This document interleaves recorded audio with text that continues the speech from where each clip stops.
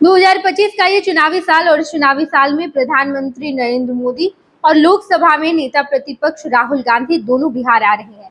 राहुल गांधी 15 मई को बिहार आएंगे, जहां पर गया में एक बड़ी जनसभा को संबोधित करेंगे। इसके अलावा प्रधानमंत्री नरेंद्र मोदी 25 मई से लेकर के 30 मई के बीच कभी भी बिहार आ सकते हैं।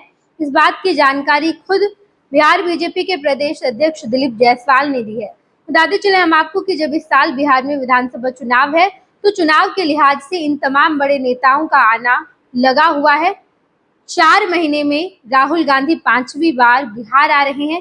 इससे पहले जब राहुल गांधी बिहार आए थे, तो कांग्रेस के कई सारे नेताओं को बड़ा टास्क दिया था और एक बार फिर से 15 मई को जब राहुल गांधी बिहार आएंगे, तो बिहार के गया से एक बड़ी जनसभा को संबोधित करेंगे।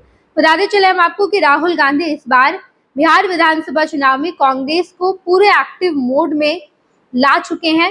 कांग्रेस के कई सारे बड़े नेता इस वक्त बिहार में ही हैं। कन्हैया कुमार इससे पहले बिहार में थे, जहां पर उन्होंने एक बड़ी जनसभा को संबोधित की। बिहार में उन्होंने पदयात्रा भी किया। पदयात्रा में राहुल गांधी भी शामिल हुए। कुल मिलाकर कांग्रेस पूरे एक्टिव मोड में है। कृष्णा अल्लावरू जब से बिहार कांग्रेस के प्रभारी बने हैं, बिहार कांग्रेस के प्रदेश अध्यक्ष को जब से बदला गया है राजेश राम, वो दोनों लगातार बिहार में कांग्रेस की पैठ मजबूत करने की पूरी कोशिश कर रहे हैं और यही वजह है कि समय समय पर राहुल गांधी भी बिहार आ रहे हैं। तेजस्वी यादव बार बार महागठबंधन की बैठक बुला रहे हैं। 3-4 बैठक हो चुकी है, लेकिन अब तक मुख्यमंत्री का चेहरा कौन होगा इस बात पर निर्णय नहीं लिया गया है। और जब इस बार राहुल गांधी बिहार आएंगे, तो ये संभावना जताई जा रही है कि महागठबंधन की बैठक भी हो सकती है और शायद सीट बंटवारे पर भी सहमति बन पाए, मुख्यमंत्री का चेहरा भी सामने आ पाए। 3-4 बैठक में भी अब तक तेजस्वी यादव को मुख्यमंत्री का चेहरा कांग्रेस ने नहीं बताया है। कांग्रेस तो छोड़ दीजिए, लेफ्ट की पार्टीज ने भी अब तक नहीं कहा है कि तेजस्वी यादव के मुख्यमंत्री होंगे। इसके अलावा अब तो राजद भी इस बात को बताने से कतरा रही है। राजद के कई बड़े नेता, चाहे वो राज्यसभा सांसद मनोज झा हो या फिर राजद के कोई प्रवक्ता हो, कोई भी नेता अब तक सामने आकर ये नहीं कह रहा है कि तेजस्वी यादव ही मुख्यमंत्री का चेहरा है, तेजस्वी यादव मुख्यमंत्री होंगे। शुरू में जब बैठक की शुरुआत की गई, दो बैठकें हुई, उसके बाद राजद लगातार ये कह रही थी कि नहीं, तेजस्वी यादव ही मुख्यमंत्री होंगे। लेकिन जैसे ही पिछली बार की बैठक हुई, पिछली बार की बैठक के बाद जब मनोज झा से ये सवाल किया गया कि क्या तेजस्वी यादव मुख्यमंत्री होंगे, मुख्यमंत्री का चेहरा होंगे, अगर महागठबंधन चुनाव जीतती है तो तेजस्वी यादव को मुख्यमंत्री बनाया जाएगा, इस पर मनोज झा ने कहा कि हम बैठकर निर्णय लेंगे। अब तक निर्णय नहीं लिया गया है। ये तमाम बातें राजनीतिक गलियारे में आनी शुरू हो गई, जिसके बाद ये कहा जाने लगा कि इस बार कांग्रेस पूरे एक्टिव मोड में है। कांग्रेस ही राजद को ऑपरेट कर रही है, राजद को चला रही है। पिछले कई सारे चुनाव में ऐसा देखा गया, चाहे वो लोकसभा चुनाव हो, विधानसभा चुनाव हो, इन तमाम चुनावों में कांग्रेस का अस्तित्व केवल ये रहा है कि कांग्रेस राजद के पिछलग्गू पार्टी की तरह बिहार में काम करती है।